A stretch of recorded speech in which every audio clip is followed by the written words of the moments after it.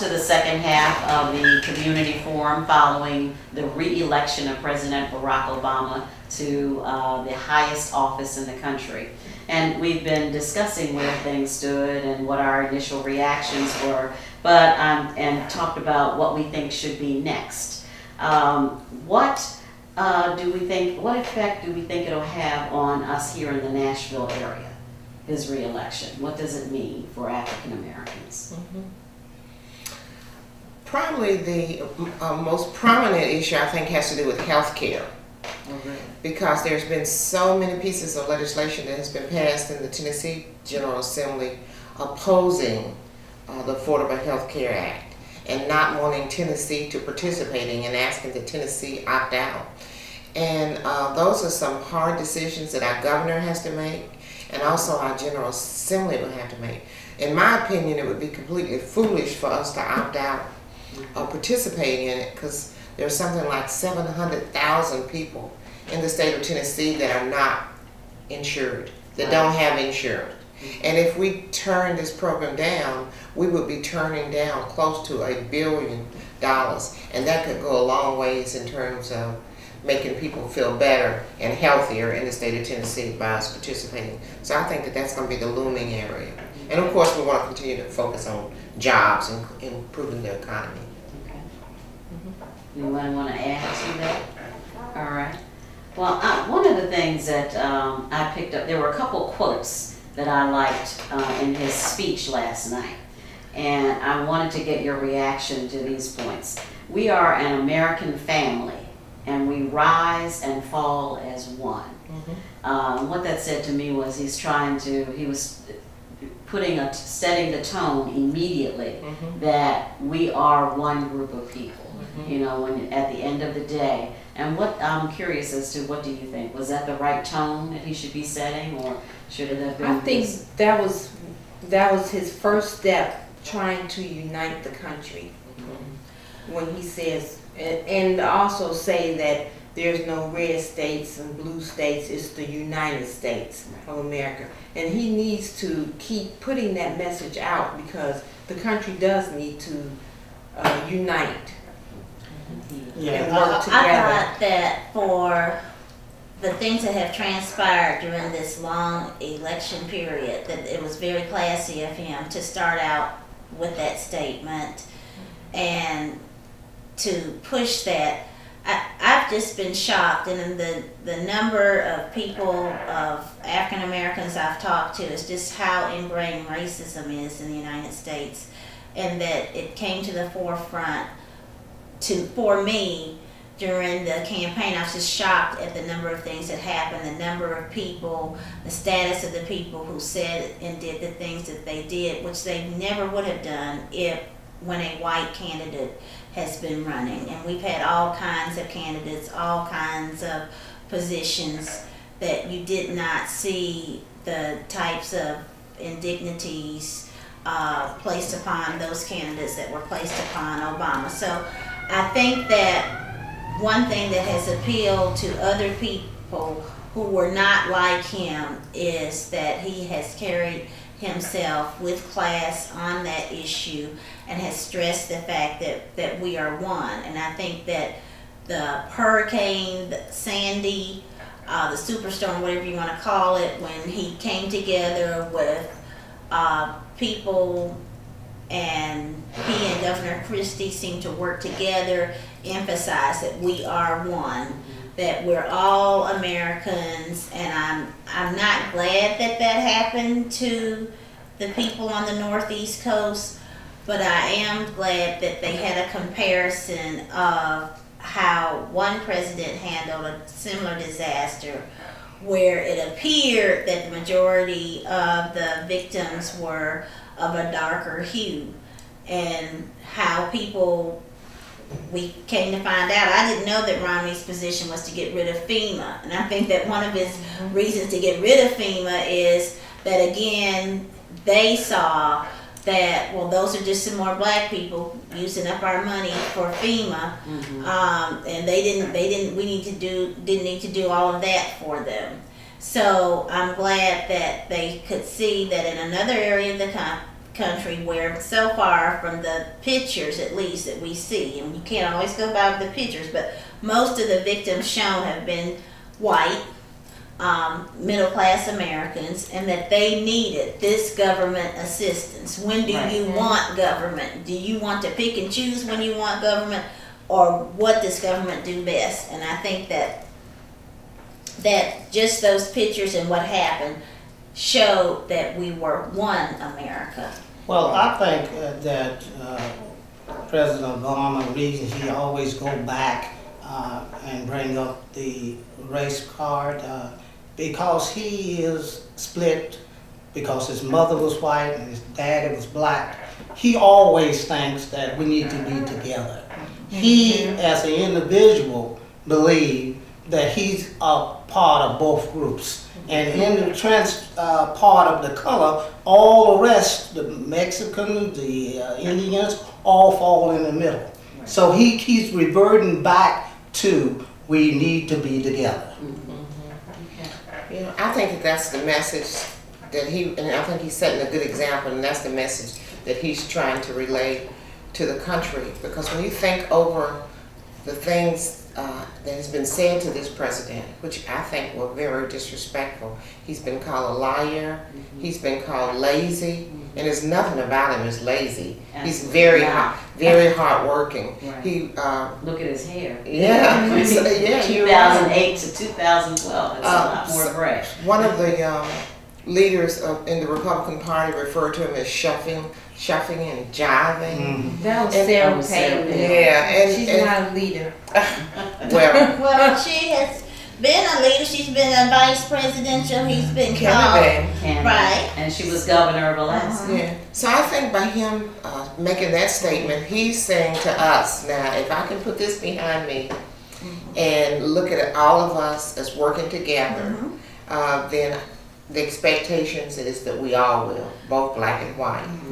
Yeah. And he's been called not being American. That's and right. he has from true. several perspectives. That when Romney went to a group and said, "I'm glad to be where the real Americans are, the true Americans," and Obama was just during his entire span of being president, you know, the birther movement meant that you're not American, you're not like us.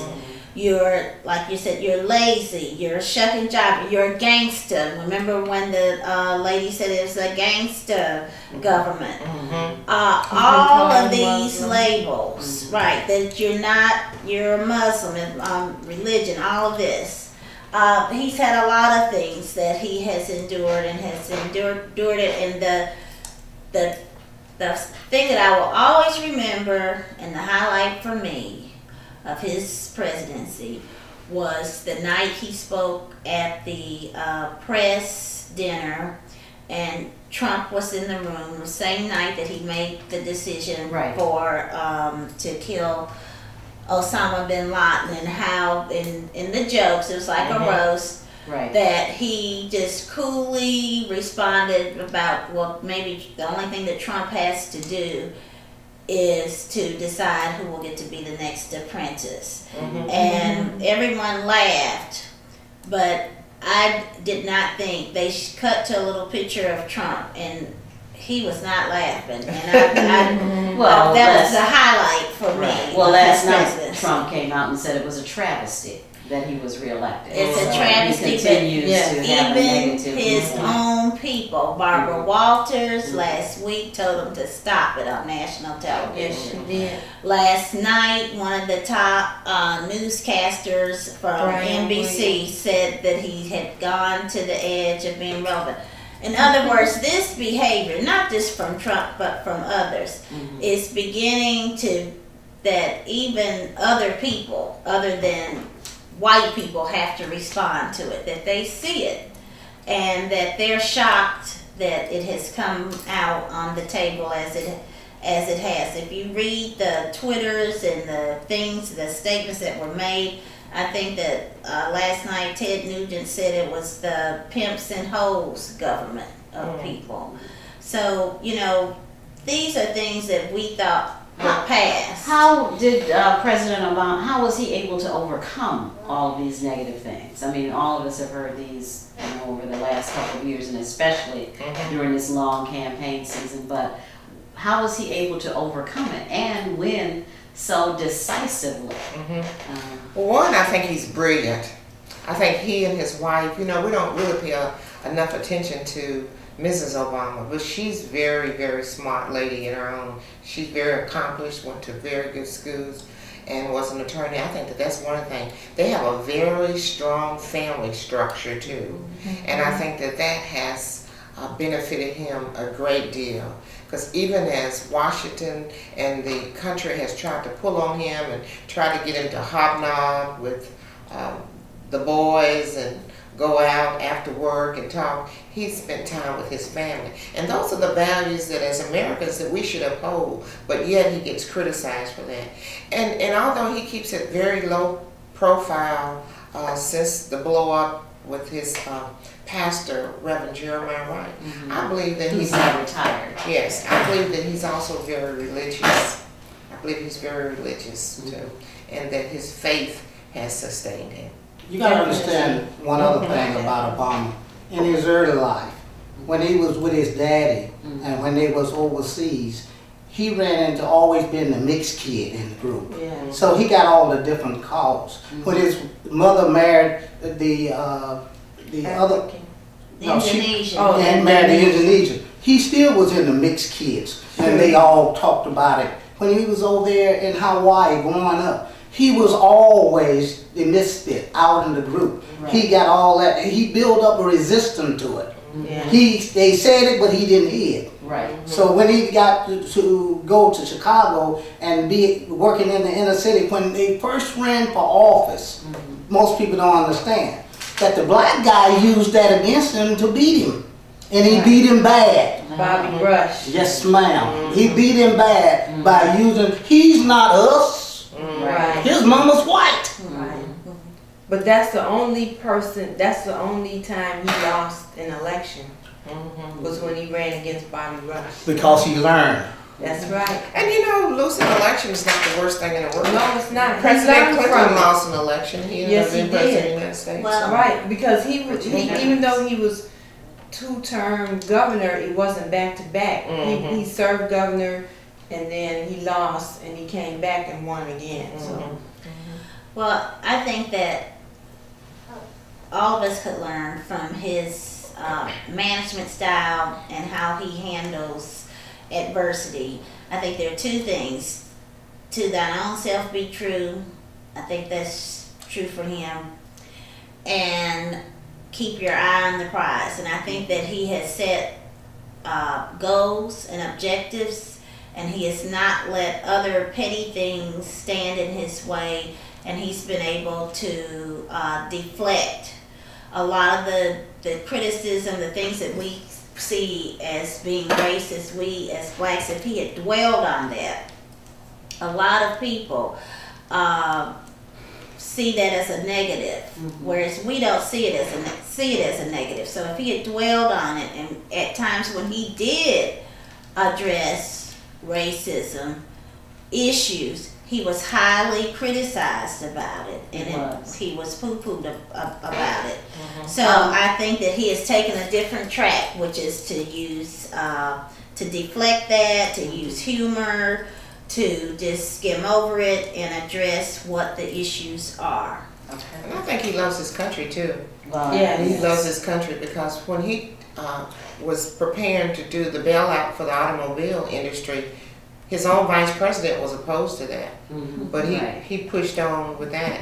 When he was trying to do the Affordable Care Act, the Democrats were opposed to it. They wanted him to focus on jobs, but he understood that in order to fix jobs, you got to fix the health care. right, because healthcare is part of the economy. Exactly. So And in his speech, he had a quote that he and Romney battled fiercely only because they love this country so deeply. And the last question I want to put to all of you, just to get a comment, he talked about responsibilities and a responsibility to the country, to ourselves, and I wanted to know, what did you all think about that? Do feel that was a strong point that he was making, or?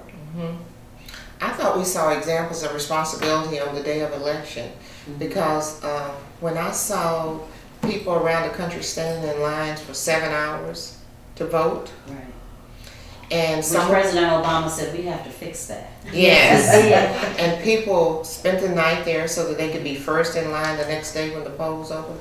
I thought that they were showing responsibility because they knew that this election was larger than just President Obama.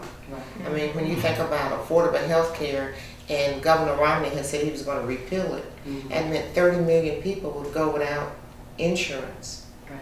And we're talking about lives, we're not talking about just numbers. So I think already Americans had already started taking responsibility. And he really meant responsibility on each individual doing their own part to help America, just like vocational education. We have so many young people who's not going to go to college. They don't have the intellect to go to college. They don't have the funds to go to college. Even though a person gives them a scholarship, he's still going to have funds to be able to go. They don't have that. My responsibility is to make sure we get legislation in place where these kids who fall through the loophole get an opportunity to have the American dream like I have. Any last comments from Joy, Sharon? Well, I think the next 4 years will be interesting, and I think that at this point he's going to prepare so that the way history will look at him. I think he will put a lot of energy into that. I think we're going to see him put more energy into changing social values as well, and I think that he can do that. I think that it's a rarity.